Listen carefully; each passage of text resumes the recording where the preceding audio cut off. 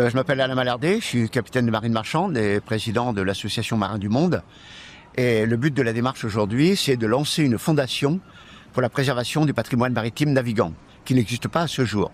Chacun a pu le constater, les bateaux du patrimoine sont en voie de disparition, ou au minimum en difficulté d'entretien, compte tenu des budgets qui sont nécessaires à leur restauration.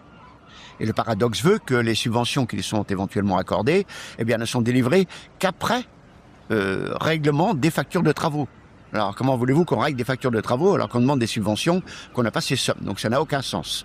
À partir de là, nous venons solliciter ici, sur la Cité de la Voile, les grands mécènes des bateaux de course au large, qui mettent des sommes colossales dans ces machines qui sont des superbes révolutions techniques, faut l'accorder, et tout le mérite qui va avec, puisqu'ils apportent aussi une grande innovation au milieu nautique en général, de les solliciter afin qu'une petite partie de leur budget, ne serait-ce que 1% de leur budget, soit consacré à la préservation de notre patrimoine maritime.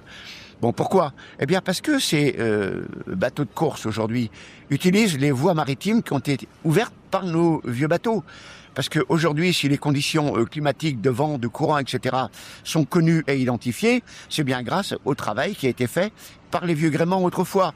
Et donc, à ce titre-là, nous estimons qu'un minimum de reconnaissance pourrait quand même permettre que de petites sommes soient reversées donc pour le soutien de ce patrimoine.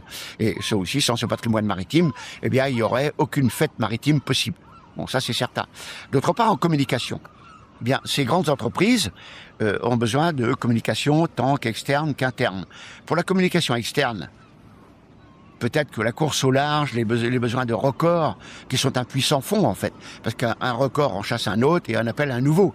Bon, cette chasse au record peut être perçue comme un dynamisme d'entreprise. Mais en communication interne, c'est-à-dire pour le personnel travaillant au cœur de ces entreprises, la valorisation du patrimoine est une valeur qui est très attachante, qui est très bien perçue également. Et nous pensons que le fait de concilier ces deux modes de communication, tant interne qu'externe, ne peut être que bénéfique pour les entreprises qui participent à ces courses au large.